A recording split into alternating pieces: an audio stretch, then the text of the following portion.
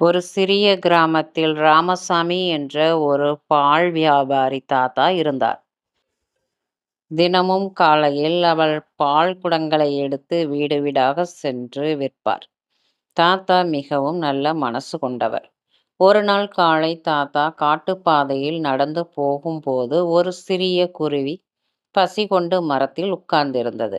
அதை பார்த்த தாத்தா, பாவம், பசியா இருக்கும் போல என்று சொல்லி தன் பையில் இருந்த ஒரு சிறிய ரொட்டி துண்டை குருவிக்கு கொடுத்தார். குருவி மிகவும் மகிழ்ந்தது. அடுத்த நாள் அந்த குருவி தாத்தாவை தேடி வந்தது. ஒரு அதிசய பிரெட்டை கொண்டு வந்தது. குருவி சொன்னது, தாத்தா, இது சாதாரண பிரெட் இல்ல, நல்ல மனசு உள்ளவர்களுக்கு மட்டும் உதவி செய்யும் அதிசய பிரெட். தாத்தா அந்த பிரெட்டை வீட்டில் வைத்தார்.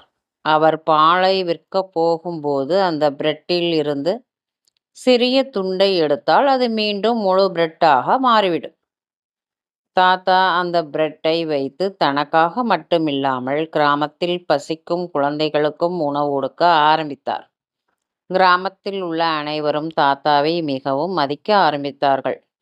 குருவியும் தினமும் வந்து தாத்தாவை பார்த்து மகிழ்ந்தது. நீதி: நல்ல மனசுடன் பிறருக்கு உதவினால் அதிசயமான நல்ல விஷயங்கள் நம்மை தேடி வரும். இந்த கதை உங்களுக்கு பிடிச்சிருந்தா லைக் பண்ணி, ஷேர் பண்ணி, கமெண்ட் பண்ணுங்க. சப்ஸ்கிரைப் பண்ணி சப்போர்ட் பண்ணுங்க. தேங்க்ஸ் ஃபார் வாட்சிங்.